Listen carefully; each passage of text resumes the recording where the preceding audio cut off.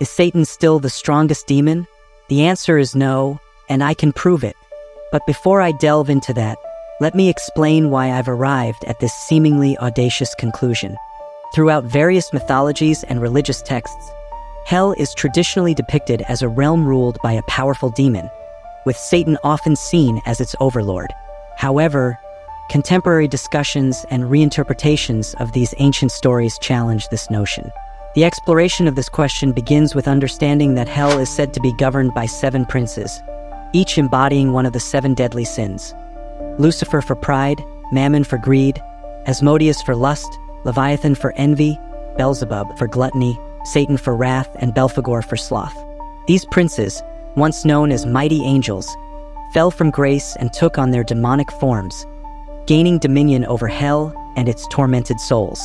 Many interpretations differ on who is the most powerful among these 7 princes, and the idea that they govern hell equally challenges the notion of a single most powerful entity, suggesting a complex and dynamic hierarchy.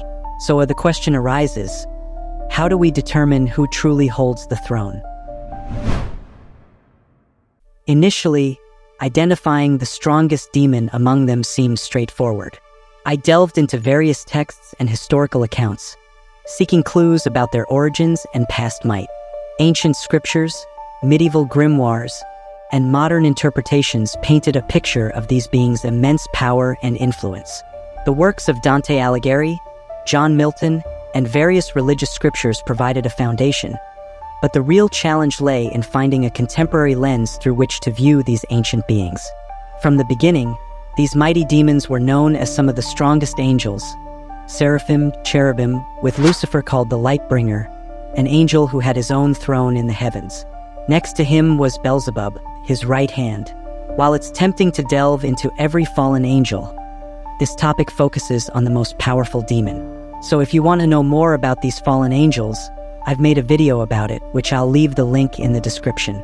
My point is, if we think carefully, since Lucifer was known to be one of the most powerful angels and led the other fallen angels in the war against heaven, he should be the strongest demon as well, right? Well, not exactly. In some interpretations, Satan is considered a different being than Lucifer. Satan is often depicted as the leader of the rebellion against God or a demon lord, making him a prime candidate for the strongest demon, not Lucifer. Yet, as I delved deeper into these studies, doubts began to surface. With limited information and many different interpretations, is it really possible to determine which of these beings is the strongest? Measuring their power based on their past as angels felt inadequate. Unlike gods or other holy beings who draw power from devotion and positive energy, demons are believed to draw their power from the negative emotions and actions of humans. This brings me back to where I started. It's easy to simply say the most powerful demon is Satan or Lucifer and move on, but this is not what I seek. If one of these two is truly the powerhouse, then a proper explanation is needed. However, even that explanation remains elusive. This realization brought me to a standstill. The intricate lore and the lack of clear criteria for demonic power made it difficult to move forward. However, a breakthrough came unexpectedly while watching a notoriously bad superhero movie, a film so terrible that people try to erase it from their memory. Do you know which one it is? Turns out that maybe this movie has its uses after all. As you know, the lanterns in the DC universe draw power from different emotions, with the strength of their powers directly tied to the intensity of these emotions. This concept sparked an idea. Demons, as previously mentioned, derive their power from the negative emotions and actions of humans. Each of the 7 princes of hell governs one of the 7 deadly sins, which correspond to specific negative emotions. This is perfect. I finally see a way forward. By shifting my focus from the demons themselves to the sins they govern, I realized that the extent of each sin in the modern world could provide clues to the current strength of these demons. Since these demons draw their power from human sin and negative emotions, understanding the prevalence and intensity of these sins today could reveal their current levels of power. To proceed, I needed data on the prevalence of each sin. This approach, grounded in real-life statistics, would allow me to gauge which sin holds the most sway over humanity today, thereby indicating which prince of hell might be the most powerful. For instance, If lust is the most pervasive sin, Asmodeus, the demon of lust, would likely be the strongest. This method, akin to how the lanterns in DC Comics gain power through different emotions, seemed promising. Gathering this data involved examining various sources: psychological studies, crime statistics, economic reports, and sociological research. For those interested in checking these statistics, I'll provide links in the description. Each sin was analyzed through these lenses to understand its impact on contemporary society. Lust, seen through the lens of the burgeoning pornography industry and the prevalence of infidelity, showed a significant presence. Greed, evidenced by economic inequality and corporate corruption, also demonstrated substantial influence. Wrath, reflected in the rates of violence and conflict worldwide, painted a grim picture. Envy, gluttony, sloth, and pride were similarly examined through their respective indicators. This analytical approach, while promising, was not without its challenges. The complexity of human behavior and the interconnection of these sins made it difficult to isolate and measure them precisely. Moreover, societal changes and cultural differences added layers of complication. Nevertheless, the data began to reveal patterns, pointing towards the most dominant sin. Before we proceed, I'd love to hear your thoughts on which sin you believe dominates our era. While you're at it, feel free to leave a like and subscribe. It would be greatly appreciated. Amid this research, another crisis emerged, realizing that the prevalence of a sin might not directly correlate with a demon's power. Demons, according to some interpretations, draw power not only from the presence of sin but also from its intensity and context. This complexity required a more nuanced analysis, factoring in not just the frequency but the depth and impact of these transgressions. To illustrate this point, let's journey into the domain of wrath, represented by Satan. Imagine sifting through countless records of human behavior, an ocean of crime statistics and reports of violent incidents. At first, it seems straightforward. Wrath is pervasive. Daily life is rife with anger and aggression, from heated arguments and road rage to minor assaults. This frequency suggests that Satan, the Prince of Wrath, draws substantial power from these everyday occurrences. Yet, as we delve deeper, a more complex picture emerges. Not all instances of wrath are created equal. Consider a quarrel between two people. It flares up and then fades, leaving little lasting impact. Such instances, though common, are like fleeting sparks in the grand inferno of human emotion. They provide some power to Satan, but their contribution is relatively small. Now, contrast this with the cataclysmic events that define our history and shape our collective consciousness: wars, genocides, and acts of terrorism. These are the true embodiments of wrath. Take, for instance, the horrors of a genocidal campaign. The intensity of hatred and violence involved in such acts is staggering, far beyond a simple argument. These events are like roaring infernos, consuming everything in their path and leaving deep, indelible scars on societies and individuals alike. Wars devastate nations, not only in terms of lives lost and cities destroyed, but also in the lingering aftermath of trauma and resentment. Acts of terrorism, like the attacks on September 11th, send shockwaves around the globe, instilling fear, anger, and a desire for retribution in millions of hearts. These high-intensity manifestations of wrath do far more than their lower-intensity counterparts. They reshape societies, influence global politics, and leave psychological wounds that can fester for generations. In these extreme cases, the power drawn by Satan is immense. The sheer scale and intensity of the anger and violence involved amplify his strength exponentially. It's not just the frequency of wrath that matters, but its depth and the lasting impact it leaves on the world. These profound manifestations of wrath fuel Satan far more than the myriad minor outbursts of anger that dot our daily lives.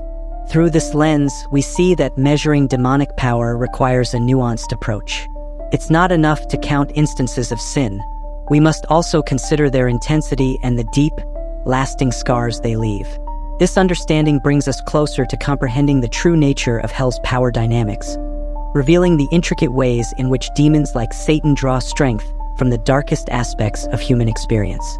However, given that we are living in a more peaceful world than before, the sin of wrath might no longer be the dominant force it once was. As our research continued, a plethora of analyses revealed intriguing patterns within the realm of hell's influence over humanity. Lust, while casual encounters were frequent, it was the intense and exploitative acts such as human trafficking and sexual violence that resonated with profound and damaging effects, potentially granting more power to Asmodeus. This sin, often sensationalized in media and culture, emerged as a significant force, with industries like pornography and prostitution thriving on a global scale. Greed, too, asserted its pervasive influence, evident in the relentless pursuit of wealth and materialism across societies worldwide. As I navigated through the wealth of data, one striking revelation surfaced: the ascent of sloth, not simply as laziness but as a pervasive sense of apathy and disengagement. In an era marked by information overload and constant stimulation, many individuals retreat into passivity, avoiding life's challenges and responsibilities. This contemporary interpretation of sloth hinted at a profound shift in the power dynamics among the princes of hell. Armed with these insights, I returned to the original question with renewed clarity. It became evident that the most potent demon in today's world might not be the one governing the most obvious or sensational sin, but rather the one presiding over the sin that subtly and insidiously affects the human spirit. Sloth, in its modern guise, emerged as a formidable contender. Its quiet yet pervasive influence appeared to sap vitality and ambition from countless lives, rendering them susceptible to other vices. After compiling every statistic and data point, aligning ancient wisdom with modern understanding, two sins stood out prominently among the 7 deadly sins: the greed and lust. The insatiable pursuit of wealth and material possessions, coupled with the pervasive nature of sexual desire and exploitation, underscored the significant influence of Mammon and Asmodeus. It seemed their dominions of sin were thriving, suggesting these demons wielded considerable power in the current era. Now, a question to all: who do you believe is the most powerful demon in today's era? Comment below and share your thoughts on this complex and intriguing topic. Alright, I know you've clicked on this video eager to uncover who truly holds the title of the most powerful demon. And I get it, you're looking for a clear answer, not a debate with two contenders. So here's my honest take on it. In my opinion, Asmodeus stands as the current strongest demon among the 7 princes of hell. Let me explain why I believe this to be the case. Now, this isn't just because of the recent surge in certain online communities. Throughout human history, our survival has hinged on 3 essential needs: food, sleep, and sex. Lust, a fundamental aspect of reproduction, is not merely an individual desire but a crucial component for the survival of our species. It's also the intense desire for sexual gratification is deeply ingrained in our biological and psychological makeup. It drives us to seek intimacy and procreation, ensuring the continuation of our lineage. While other sins like greed, wrath, and sloth can vary in their impact on individuals, lust remains a primal force inherent in our very nature. Think about it. You can lead a life free from excessive greed, avoid fits of rage, and stay productive rather than lazy, yet still feel the pull of lust toward a loved one. It's a natural urge, compelling and unavoidable for many. This primal drive, rooted in our biology and evolutionary imperative, gives Asmodeus an unparalleled source of power. While societal norms and values may shift over time, the biological imperative of lust remains steadfast in our current era. It transcends cultural boundaries and personal beliefs, influencing individuals across all walks of life. Asmodeus, the demon of lust, taps into this universal human experience, drawing strength from the innate desires and passions that define us as a species. So, when considering which demon wields the greatest influence in today's world, it's not just about historical deeds or ancient rivalries. It's about recognizing the enduring power of primal instincts and their impact on human behavior. Asmodeus, through the sin of lust, holds sway over a fundamental aspect of our existence, making him, in my honest opinion, the strongest demon in hell today. In conclusion, while traditional mythological lore often places Satan as the paramount figure in hell's hierarchy, our contemporary analysis suggests a more nuanced perspective. The most potent demon in today's world may not be the one with the most fearsome appearance or ancient lineage, but rather the one who adeptly exploits the vulnerabilities unique to our modern society. And if you're still curious to learn more about the histories of these demons, their celestial origins, and the events that led to their fall, click the video on the left. For those interested in exploring other mythologies and the timeless stories they hold, click the video on the right. If you enjoyed this video, please show your support by leaving a like, subscribing to our channel, and clicking the notification bell to stay updated on our future content. Thank you for joining me on this journey of discovery and reflection.